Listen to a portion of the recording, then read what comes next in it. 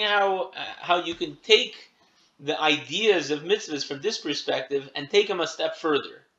That not only can mitzvahs be a way for me to have self-control, like the mitzvahs themselves, but I can take that idea one step further, like we were talking about iskafia, about the potato chips, how you can even just pick a thing and deprive yourself of something, not deprive yourself, deprive the animal within.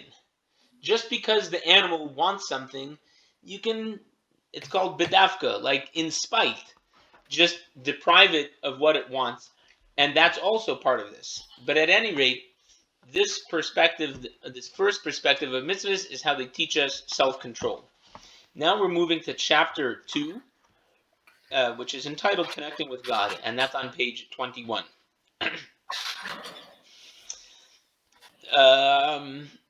The principle, and I'll be reading over here, the principal function of the commandments, however, is more than that of keeping people within proper or appropriate bounds and under control. Although absolute obedience and surrender are fundamental aspects of the commandments and primary conditions of any true worship of God, the commandments are at the same time intended to elevate the worshiper to a higher plane through the very act of worship. So the first element, it was really, it's kind of elementary. It's really if you look, if mitzvahs are just a way for me to get control of myself, I could go to a karate class. I could get involved in some diet that's gonna help me control myself, or any discipline. People go to all sorts of disciplines. Go to the army. The purpose of serving God, it's much more than just a functionary thing of making me operate better, making me a better person. That's a very I guess you could say, like, elementary way. It's an elementary way of looking at God and religion and mitzvahs. Let me just go. Hopefully is that better? Lighting better? Okay. And continuing, for the commandments are the means of establishing contact between man and God. Even among humans, any personal contact and relationship between two persons of unequal status creates a real sense of elevation in the person of the lower rank. How infinitely more can men and women benefit from a relationship with God? And now this is a quote.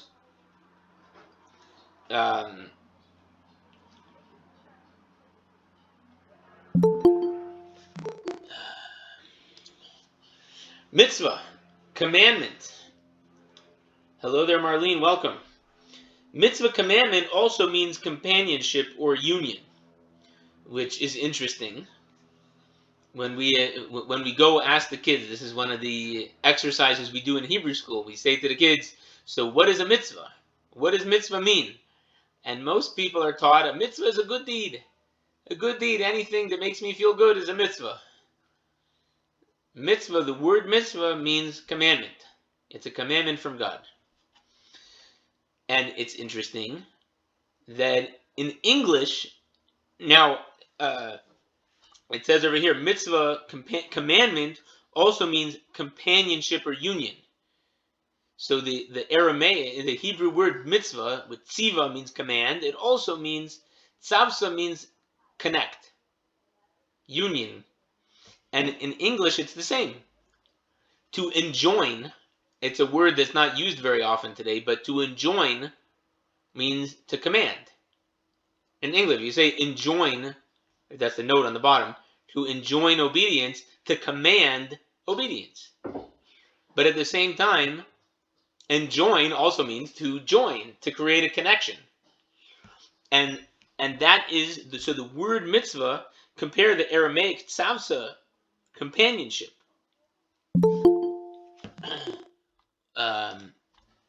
Good evening, Mort. One who fulfills, we're on page 21, this is chapter 2 of the book. One who fulfills a commandment becomes united with the essence of God, who ordained that precept. This is the meaning of the Mishnah, Ethics of Our Fathers. The reward of a mitzvah is the mitzvah. Why? For the greatest reward of the worshiper is the very communion with God. If you read that Mishnah at face value, it says the reward of a mitzvah is a mitzvah. What does that mean? Okay, so great. I want to know, what am I going to get? I have a mitzvah that's hard for me. What benefit am I going to get from doing this mitzvah? Oh, great. I'm going to get a mitzvah. The reward of a mitzvah is a mitzvah. Thank you very much. I'll go somewhere else. There are other places out there that have better benefits. However, what it's coming to say over here, the reward of a mitzvah is the mitzvah. The reward of a commandment, of fulfilling a commandment, is a connection. That's another way. That's what we're saying. The reward of the mitzvah is the mitzvah. The reward of the commandment is the connection. And now on the top of 22, the greatest reward of the worshiper is the communion with God, which is attained through the fulfillment of the precept.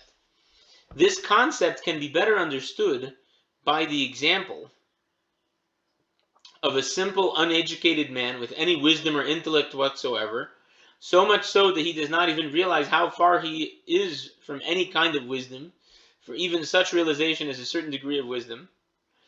Now, as far as an intellectual of the highest rank, whose whole essence is centered on the abstract, is concerned, this ignorant man simply does not exist. Let us assume now that such a great scholar requests this ignorant man to do something for him. Immediately this man acquires an existence both in his own eyes, seeing that he was requested by the great scholar to do something, and that he's able to carry out the scholar's request, and also in the eyes of the scholar. It's of no importance what the particular request is, for the important factor is the very request and its fulfillment. Thus, a commandment gives a higher existence to the drudge, and B, places the commander and the commanded in a mutual relationship. So what's happening over here? Imagine you have an Einstein, and he's got this little milk boy that knows nothing. Einstein's in his world. And then there's this little kid, just doesn't exist. However, that's all until Einstein's thirsty, and he asks for a cup of milk. And the milk boy goes and brings him the milk. Now it's relevant. Now this little milk boy has an existence in his own eyes. Wow! We had a parent when I was back in New York. We had a little Hebrew school. I was working at a Hebrew school, and one of these kids, their father was like a janitor or something, but he would squawk in with such pride. I work at the American Express building in Manhattan. That's like, it was his whole identity. When I can do something for someone big and someone important, that gives me an existence. And number two, it also creates a relationship. Once I did something for him, now he knows my name.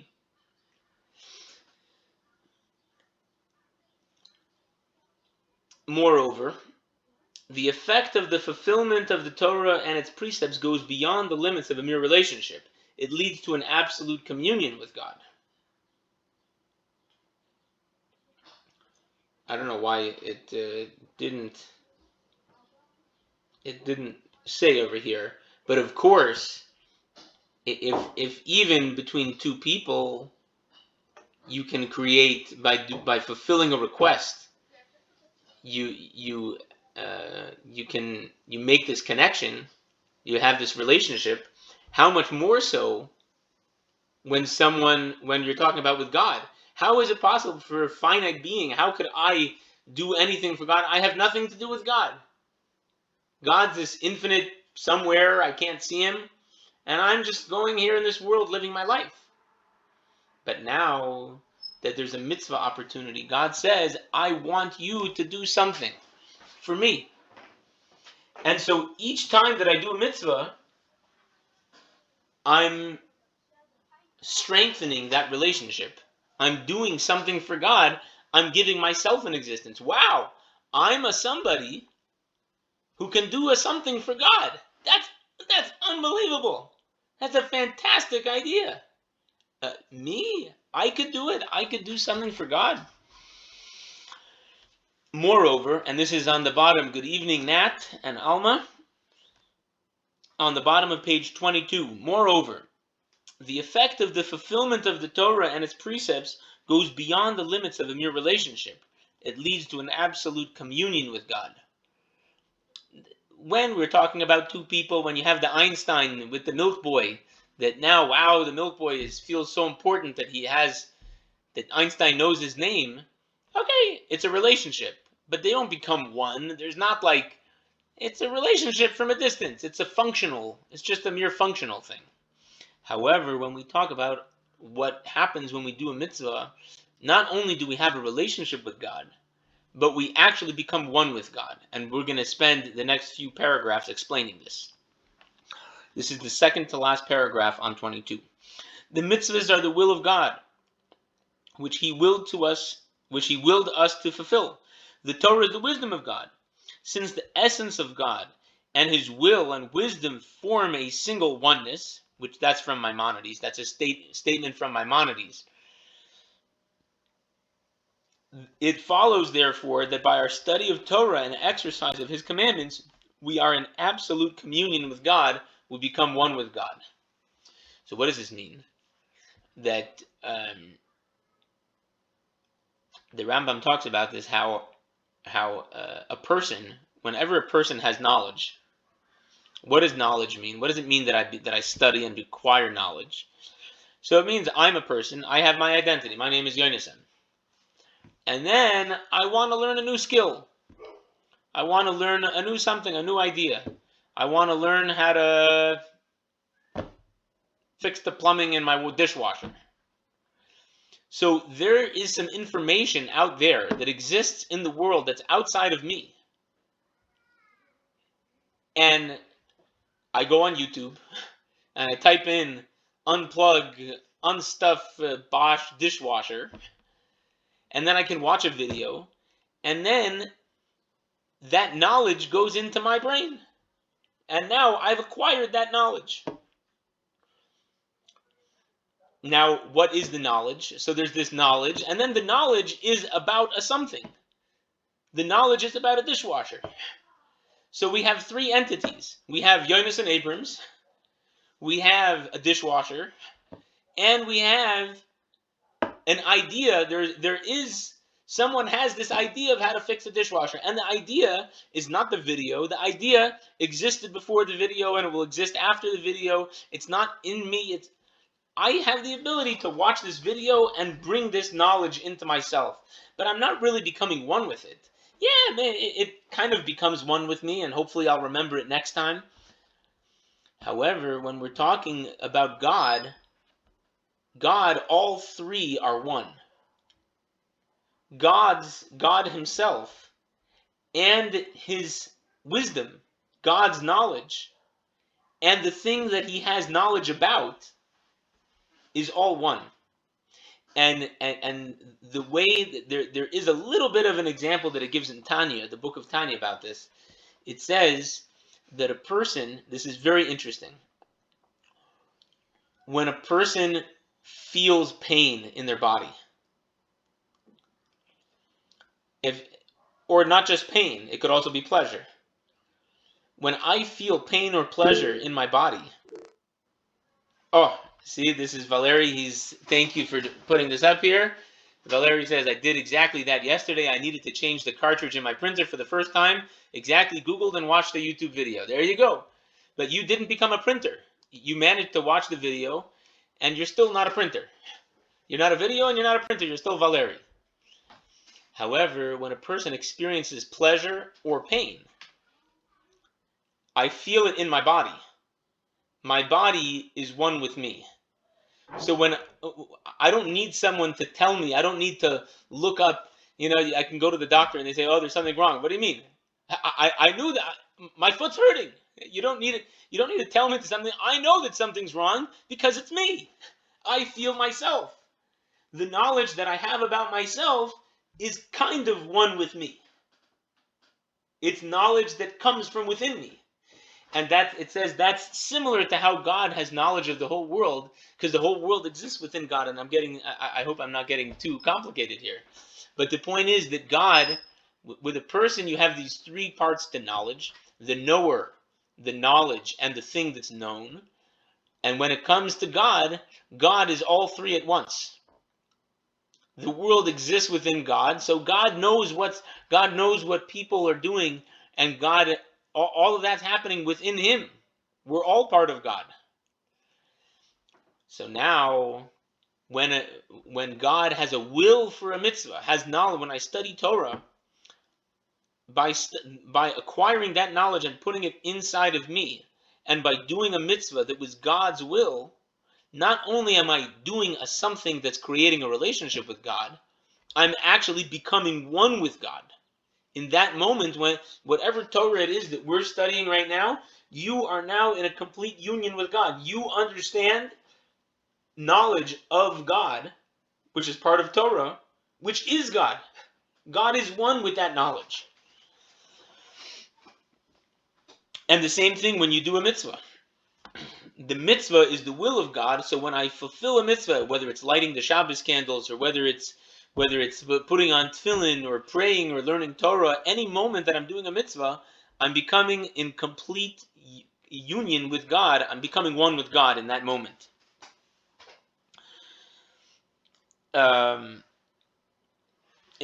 So at the end of that paragraph, it follows, therefore, that by our study of Torah and exercise of His commandments, we're in absolute communion with God.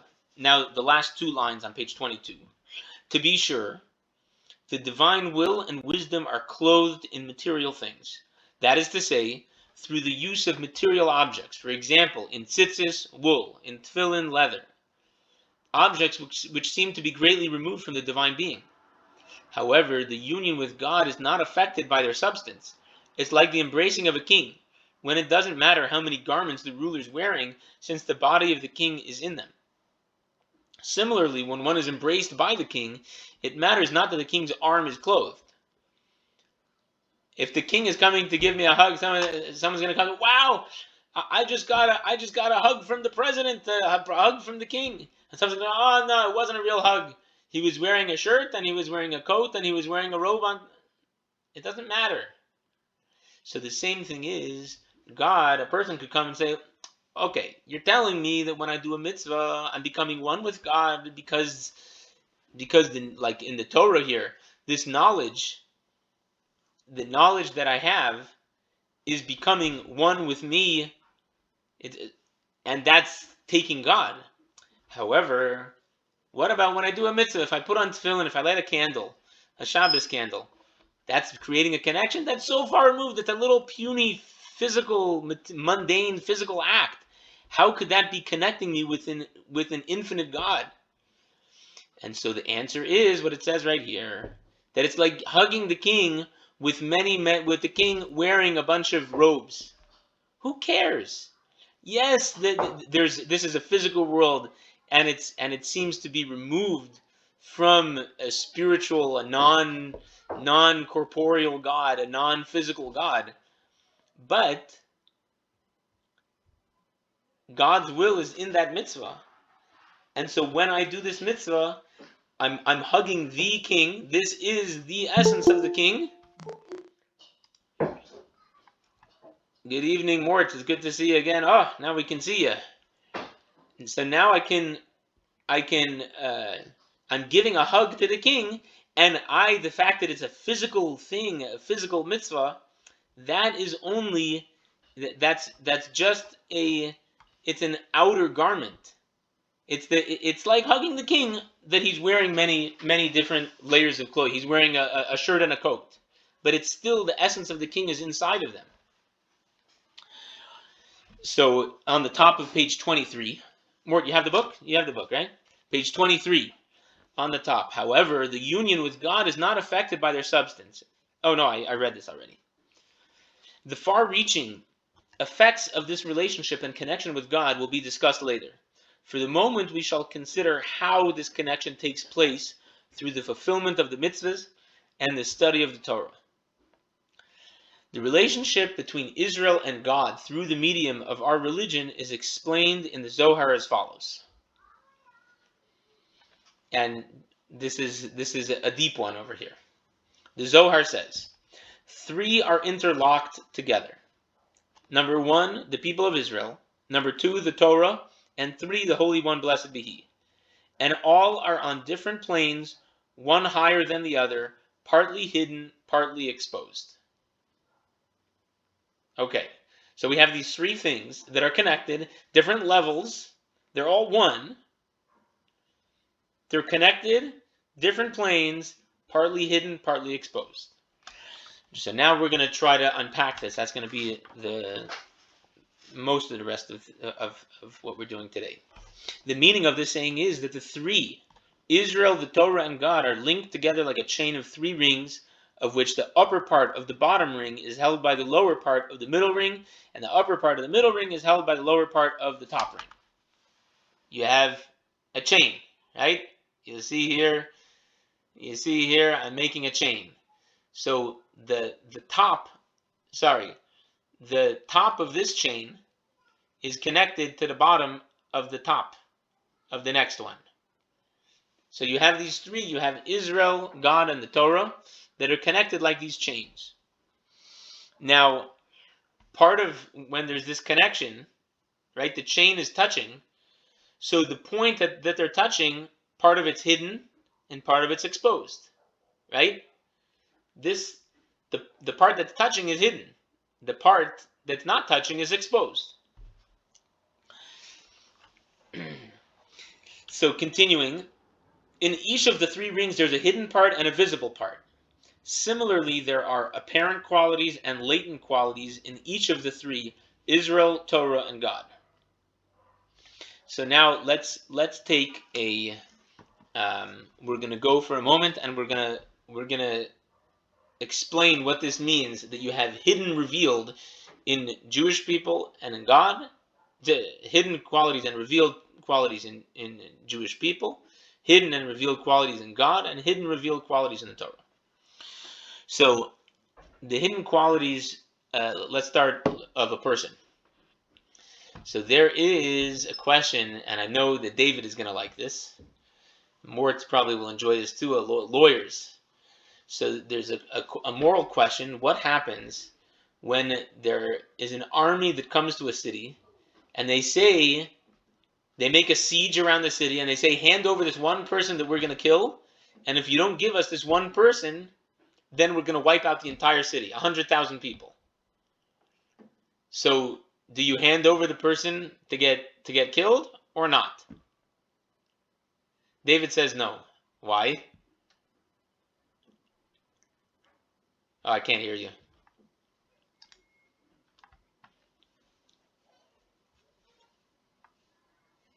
No, I can't hear you.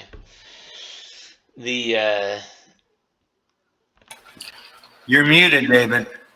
Yeah,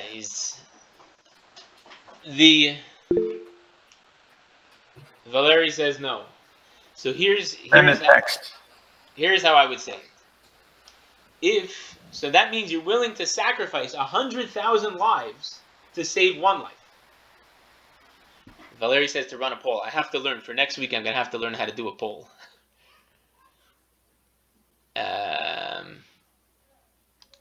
See, you know what? Maybe should I do it? Here, start a poll. I don't know if you can see this.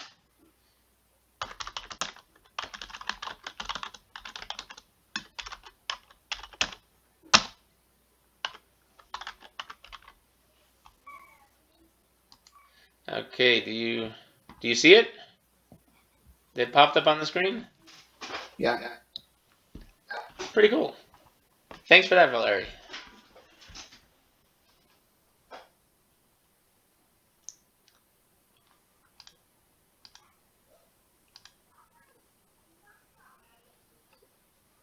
Okay, Valerie voted. 2 votes for no. At any rate, if 100,000 people are worth more than one person, then 2 people are probably also worth more than one person, right? And if 2 people are worth more than one person, then a brain surgeon is probably worth more than a homeless or a murderer. Let's not even say a murderer. Let's just say let's just say a homeless person that's doing no good for the world. And if a doctor, a brain surgeon, is worth more than this homeless good for nothing, then a good brain surgeon is probably better than a mediocre doctor. So in 4 steps, it just took 4 steps for us to go from rationalizing, killing one person to save 100,000 people. And 4 steps later, you've already rationalized killing a mediocre doctor to save a better doctor. In other words, there are hidden qualities and apparent qualities, and they're both real. When you're looking about whether he's a good doctor or a mediocre doctor. Good evening. If you're talking about a good doctor or a mediocre doctor, or whether you're talking about a brain surgeon versus a homeless person, or whether you're talking about 100, maybe not 100,000 numbers, a healthy person versus a sick person, and all of these things, you are measuring the value. Those are their apparent qualities. Those are the revealed qualities about them. Yes, this person is productive, this person is not. This person is smart, this person is not. This person has good hands, this person doesn't. This person is genuine, this person is not. But then there's the value, the essential value of life. And the essential value of life is something that's hidden. It's something that we can't see. When we look at people, all that we see is the outside. At least the untrained eye, all that it sees is the outside. So we want to, this person is special and this person is not. This person's good, this person's bad. A life is a life and all are important. That's what Jerry says. And now what we're saying is we're differentiating. We're saying there is such a thing as revealed qualities. If you want to talk about revealed qualities, there's no question that the brain surgeon who's helping so many people and saving lives is being more productive. He's using his life, he's using his talents more to make the world a better place. He's doing good things. And the guy who's on the a good for nothing, who's not doing anything, is wasting his life.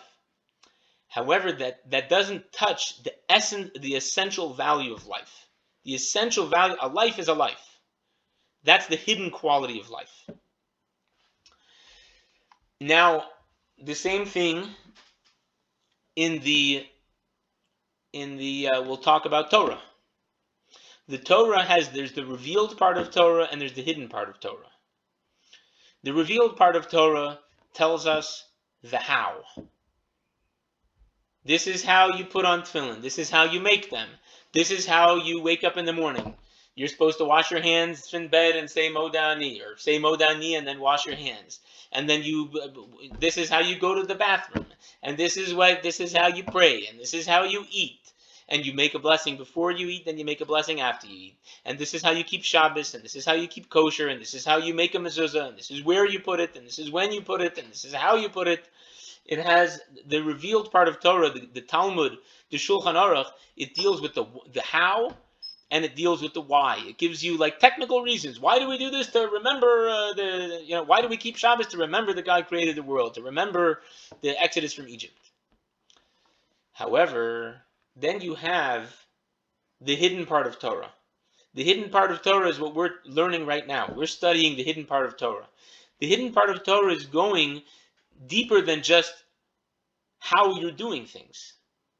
We're talking right now about what happens. What happens when you do a mitzvah? I can't see it. I knew until now that I'm supposed to do a mitzvah. I'm wrapping these straps. I'm praying. I'm doing a something, but I don't. When I'm doing that mitzvah, I don't know what's happening. I don't see what's hidden. And so the book that we're studying right now is telling us the hidden part. It's telling us what's happening under the hood. It's like a car. The car is driving, so I can see, yes, the car drives. But you open up the hood, there's a whole bunch of stuff happening under. And so that's what the hidden part of Torah, what's called Chassidus, the hidden part of Torah teaches what what's happening, the hidden part of mitzvahs. And the same thing with God. The God, there's the revealed part of God and the hidden part of God, so to speak. And that could be, you could call that miracles and nature. God decided that he wants to hide in nature, that he wants the rules of physics and biology, and God set up this world, and in the last couple hundred years we've figured out a lot of things that weren't figured out for a long time. But God is hiding under that. That's why a person looks and says, "Oh, I don't see God. How do I know that God exists?" Yeah, God obviously wants to be hiding. However, every person, I shouldn't say every person, I can only talk for myself. When things happen in your life that are inexplicable, you feel God there. You see God. And there are the miracles that we read about in the Torah, the big 10 plagues and the sea splitting and all of these. And there's an interesting letter from the Rambam. People ask today, why don't I see these miracles? The Bible has these fantastic miracles. Why don't I see them today? So the Rambam, in a letter, he explained that the miracles that happened from the Exodus of Egypt and going all the way through the time at which these major miracles stopped, what they were doing, God was implanting belief into that first generation who came out of Egypt. And once that belief became internalized in them, it's passed down, it's hereditary. A Jew is born a believer. It's funny, I have this joke. You go, have you ever met a Catholic who says, I was born Catholic and I was raised Catholic, I went to the church and I left it. I don't believe in any of that stuff anymore. I don't believe in God. I'm an atheist. But no matter what happens, I'm always going to be a Catholic. Until the last sentence, it made sense. A Jew is that person no matter what. No matter all the Jews. This is like the whole Temecula. I shouldn't say the whole Temecula, but so many people. Yes, Rabbi, don't ask me to do religious things. But I'm a Jew. I'm always going to be a Jew, and you can come and you can visit me and you can talk with me, but I don't want any of that religion. That's like the belief that's ingrained in us. We're born with it. This essential belief. It's strengthened when we see miracles, and we see miracles. We have in our lives. We do see miracles. And so the hidden part of God is the part of God that's hidden behind nature. The revealed part of God is what you might call a miracle, and it's also that part of God that I feel within me. So now going back, so we just went through the hidden part of people and the revealed part of people, the hidden part of Torah and the revealed part of Torah, the hidden part of God and the revealed part of God. Now let's go back into the book, and we're going to unpack the statement that we had from the Zohar, the Kabbalah. The manner of their union is twofold. A, this is on the bottom of page 23. The revealed qualities of Israel unite with the revealed attributes of God by means of the revealed part of the Torah. And the latent qualities of Israel unite with the latent attributes of God by means of the latent part of Torah.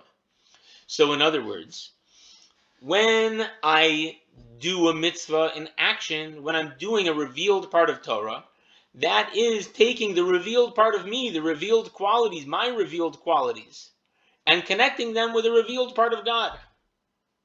That's what happens. I did a mitzvah, I'm now productive. I'm now doing what God wants of me. I'm now for lack of better, I'm a good boy. That's all in the revealed. However, the hidden part of Torah explains how the hidden part of me is connected with the hidden part of God. When you learn Chassidus, you learn the hidden parts of Torah. That's what really explains the inherent intrinsic value that a person has. How a person, and this is really our whole thing. Why do you come to Temecula to go the community obviously doesn't want it. No, the value, each person has this soul, and it's a diamond that's buried under the sand, and maybe it has 1 layer or 10 layers or 100 layers or 1,000 layers, but there is this intrinsic, there's this soul that's inside, and all that has to do is it just needs to be uncovered. And when that soul is uncovered, there's no saying what's going to happen. Unbelievably powerful. And this is, you get an appreciation by doing what we're doing right now. We're learning the hidden parts of Torah. So now, B, this is on the top of page 24, the revealed qualities of Israel are connected with the hidden qualities of Israel, and the hidden qualities of Israel in turn unite with the revealed parts of the Torah. The revealed part of Torah is connected with the esoteric part, and this in turn unites with the revealed attributes of God. Finally, the revealed attributes of God are connected with his hidden attributes, and thus the union is completed. Blah, blah, blah, blah, blah. We have this chain. So yes, when I do a mitzvah, the revealed part of me is connecting with the revealed part of Torah, which connects with the revealed part of God. But God is one. God's revealed part is also connected with his hidden part. And the revealed part of Torah is also connected with the hidden part of Torah. And the revealed qualities of a Jew are connected with the hidden qualities of a Jew. So whenever I do a mitzvah, I'm not just connecting my revealed part with God's revealed part, with the revealed part of Torah. I'm actually connecting when I do a mitzvah, or even when I don't do a mitzvah. When I don't do a mitzvah, I'm connected with God's essence. Because that's the nature of this connection. The fact that God gave us these mitzvahs is what's creating this connection, and the union is a 100% complete union. It's from every angle. Now, this is the last part of this little quote on page 24. It follows, therefore, that this union with God is present in every Jewish person, man or woman, young or old, whether learned in the Torah or ignorant of it. At the same time, however, there are various factors which influence the feeling of this union, either strengthening it or weakening it. So, this is what it is. Every Jew has this essential quality. It's there. Now, the more that I do mitzvahs, it's not that am I really becoming connected with God? Maybe not even. Hello, Marlene. It was nice to see you for a second. But when I do these mitzvahs, I can feel that connection more. I feel how I am connected with God.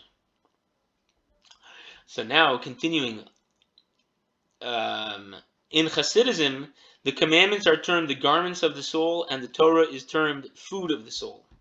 Just as physical food and clothing are necessary for the welfare of the body, so are spiritual food and clothing necessary for the welfare of the soul. So let's unpack this for a second. What does food do, and what does clothing do? When I eat food, it goes inside of me. It gives me energy. It makes me strong. It doesn't protect me from the elements. But clothing, on the other hand, clothing protects me from the elements. If I can put on a hot glove, I can touch something in the oven. If I'm wearing a coat, I can go outside when it's freezing. If I wear goggles, I can open up my eyes in the ocean. And so there's garments, there's clothing, and there's food. Now that's for my body. The physical food is what makes my body strong, and the physical garments are what protect my physical body, now for my soul. So when I learn Torah, we're sitting here learning Torah right now. When this moment that we're learning Torah, there are some ideas from God's Torah that are now going into your brain. They're becoming part of you. You're eating it. And when you learn Torah, it makes you stronger inside. It makes your soul stronger. At least feel stronger. You feel more of a connection. When you study, that's what happens. That's what Torah is. Torah is food. Food for the soul. Now mitzvahs, when I do a mitzvah, it's not going inside of me. I did a mitzvah and it's protecting me. It's protecting me from the outside, but it's not coming inside of me. So which one's better? What's more important, food or clothing?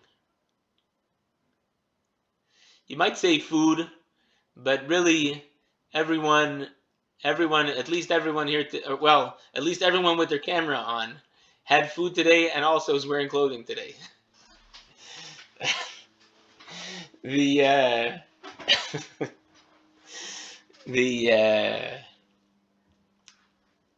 mitzvahs are the clothing for the soul, and the Torah is the food for the soul. The soul, now going one step further, and this is the last paragraph on page 24, the soul has three forms of expression: thought, speech, and deed. When a person observes the commandments of God in deed, discusses the deeper meaning of significance of the commandments through speech, and concentrates and grasps all that his intellect is able to grasp of the deeper meanings of the Torah through his faculty of thought, his soul becomes fully clothed in the divine commandments and is in therefore perfect unity with God. So when we say deed, right, these are basically three ways that people can express themselves. Okay? Obviously, I can do something. You're told, don't hit.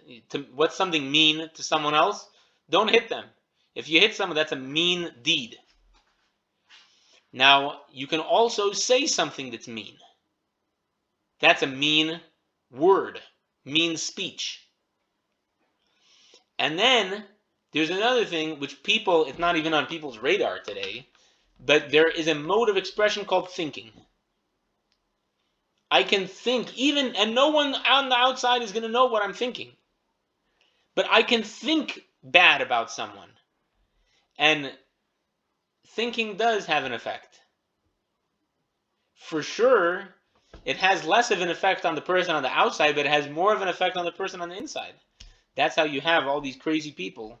When you hear that there's like some crazy, kid that shoots a school or a shul or these type of nutty thing, how did they go from there? There was never any warning signs. They walked down the street 100 times and nothing happened, because their mind is enclosed in toxic garbage. They're thinking about it all day, and it's driving them crazy. It completely takes over them. So now I just said it in negative. It's possible for a person to express God in all three of those forms. When I do a mitzvah, if I put tefillin, that's what's different with Judaism. This is something special about Judaism, that the way that we worship God is with physical things. And we're going to talk a lot more about that next week. But I take a physical action. That's a way for me to connect to God by doing an action with a deed. It's not just that I believe something in my heart. It's not just that I go to shul and I pray and I say words. We do that also. We're studying Torah. We're using our words to study Torah, to say, to sing the praise of God, to read, to talk to God, and then the final is thought. Right now, we're understanding. We're taking some ideas from Torah and letting them seep into our brains, and so this is how a person can be in a complete. We're making the connection even more complete. That I can connect with God with my deed. I can connect to God with my speech. I can connect to God with my thought. And everything about me is in complete union with God.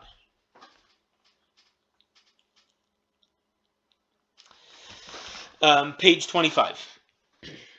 the study of Torah, although it is an outer garment like any other commandment, is likewise the food of the soul.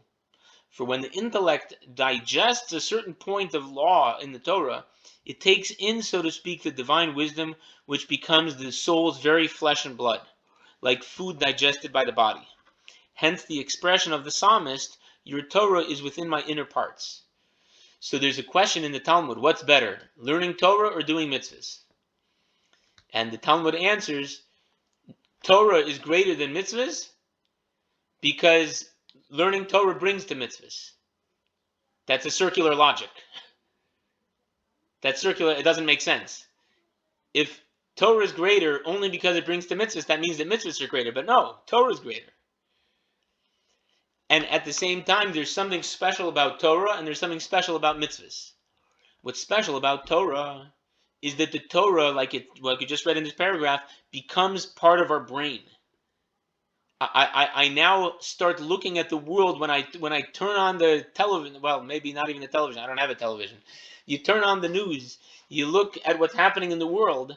You can go, oh, hey, it's terrible, and all these horrible things that are happening every day, and then it's also possible what things are going into our brains.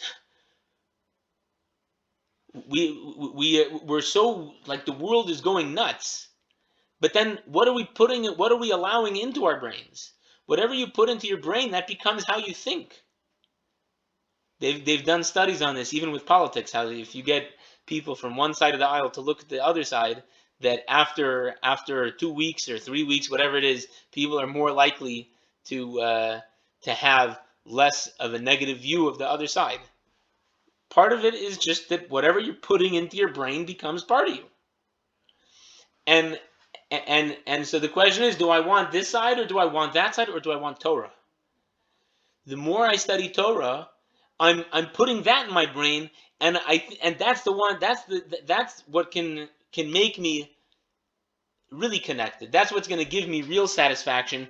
There's much more benefit to this than all the other types of mishigas that I could stuff my brain with. Now the last paragraph, it's the last paragraph before the summary. This connection with God through the Torah and commandments means for the Jew's soul what vitamins, calories, adequate shelter, and clothing mean for his body, and more. For while these physical elements are required to sustain the body, a connection with God is the very essence of the Jew's soul. So now, this last paragraph, we could go back to the whole thing and say the buildup of each paragraph. Learning Torah, what we just said in this last paragraph, is that learning Torah and doing mitzvahs is more important to me than eating food. Because at the end of the day, my body, it's just a body. It's just a shell. It's a material, it's a physical thing. My soul, this is my essence. This is who I am. And so what's more important? To feed my body or to feed my soul? Of course my soul. So learning Torah and doing mitzvahs, this is more important to me than anything else, even than eating food. Summary, on page 25, the last paragraph. The purpose of God's mitzvahs is not to turn us into robotic figures, but to elevate us so that we can develop a relationship with our Creator. We can, in fact, create an unbreakable link between ourselves, the Torah, and God. A union exists between every Jew and his Creator. Our task is to strengthen this connection by means of the Torah and the commandments. Using physical terms, we can consider the latter as what we wear and the former as what we eat. Just as we need real life food and life to exist, so we need their equivalent for our spiritual well-being. And that's all for now, folks. If you'd like, maybe unmute yourselves for a moment, and we have a few minutes. Any questions, comments? This was a heavy-duty chapter. Actually, while you're unmuting yourself, please figure out how to unmute yourself. But I would go back and say again from this chapter 2, right? We're talking about the perspectives that the first 4 chapters are 4 perspectives about what mitzvahs do. So chapter 1 was saying the purpose of mitzvahs is to help teach me self-control. Now, chapter 2, the purpose of mitzvahs is to give me a connection with an infinite God.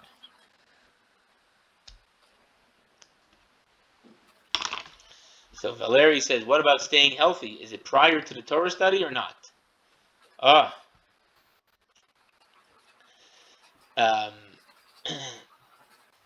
I see Jerry also. Jerry, is the world getting crazier or are they reporting it more? So let me go first to the second one. Of course, when I say of course,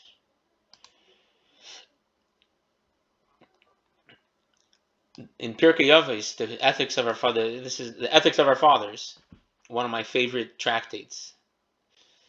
It says in Kemach in Torah. If there's no bread, there's no Torah. Kemach really means flour, but you need it to gesund.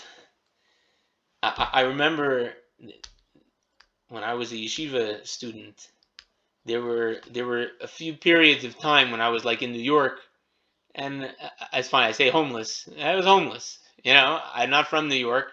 I don't have a house there, and I was visiting for a week or something, and I didn't have anywhere, so I was maybe had somewhere to sleep at night, but the whole day I'm there, and I go to 770 the shul, and I'm sitting there learning, and I remember sitting trying to study Torah, and I can't concentrate because my stomach is rumbling.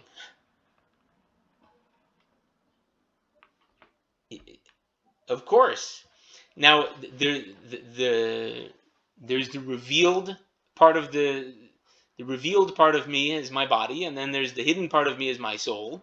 And so which one's more important? Well, the revealed body needs revealed food. It needs physical food. And if you don't feed the body food, if you don't feed the animal, then you're not going to have a soul. You won't be able to study Torah. But at the same time, let me ask you, what's more important? If you had to choose one of two, would you let your body disappear forever and keep your soul, or would you rather keep your body and let your soul disappear forever? Which one would you rather have?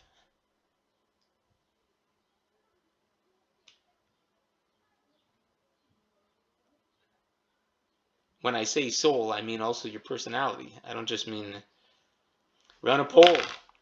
Valerie wants another poll. You're teaching me how to. Let's see how we do this. Poll. End the poll. Create a poll. Question is,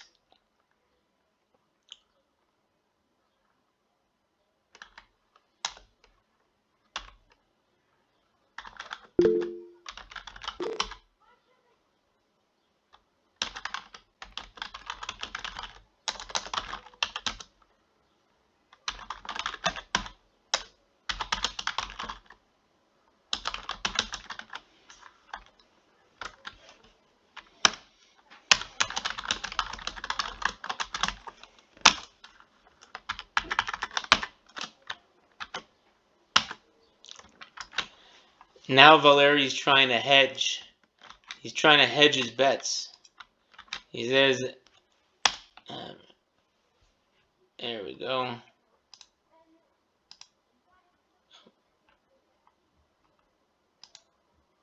Okay. Did you see that? I put the poll up here. Oh, I said person.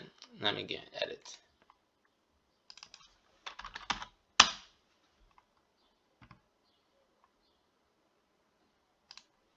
There we go. What would you rather?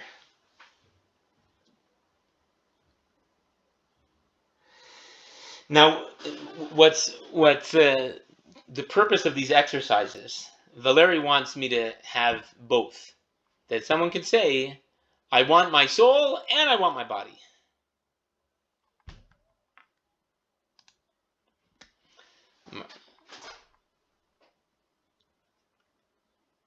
So let me go. Marlene said something. Let's go one at a time. Valerie says, is there an option for both? And the reason why it's important to press, I'm saying no. You have to pick one or two, one or the other. You can't, because of course everyone's going to, I want both. But this is forcing you to make a choice. Now, don't worry, I eat well. Don't worry, I work very hard in the material world to make a material living so that my material family can eat material food. That is part of what I do. But at the same time, if you ask me, if you hard press me, pick one out of two. Would you rather have your body and your soul dies, or would you rather have your soul and your body dies? The answer is my soul. That is me. My soul is me. Now Marlene, and now Jerry says, yes, the soul's more important, but you need to be able to learn. Of course. And I'm not debating that for a second. Marlene is adding, if the soul can study, then the soul. But we wouldn't have the body to study and do mitzvahs and share with others. So Marlene says, body and do it all. And that's great. Of course, I want them all too. I think I made my point. We all naturally are going to hedge. We say, I want this and I want that. But then when it comes into our personal lives, once the rubber hits the road, and then we're back into life and we have to make decisions, am I gonna sacrifice something material, even if it's minimal, in order to give myself, everyone who's here right now, you're sacrificing time. You could have been watching the tube and who knows what. You could have been on the tube, and you made a choice. You're giving up what you could have, all the productive things you could have been watching on television, and you're sitting here and studying Torah. But maybe some of you had a fight to come. I had a fight to come. but when you're forced to make a choice between it's either this or that, you can't say both. Then that's what really forces a person to ask themselves the serious question: what really is more important to me? And once you have the answer to that question clear, then you can go back and don't worry. You'll go to work. You'll make a living. You'll take care of your body. All of that stuff is going to be good. But now that's the only way that you're going to have both. A person who says that he's going to have both is going to end up probably having the body and maybe even not that. Probably not that either. Because people who only go for the material and they don't have, and their souls are empty, whatever they amass is all emptiness. People tell this to me all the time. If you go for the soul, if you make that bite the bullet, no, I recognize that this connection, the food for my soul, the clothing for my soul, that is what's really important to me. Then everything else will fall into place. L'chaim, everybody. I love y'all. I'm going to sign off now unless someone quickly unmutes. Okay, yes. David, thanks for the message. I got it. See you guys next week. Take care. Thank you. Take care. Bye-bye.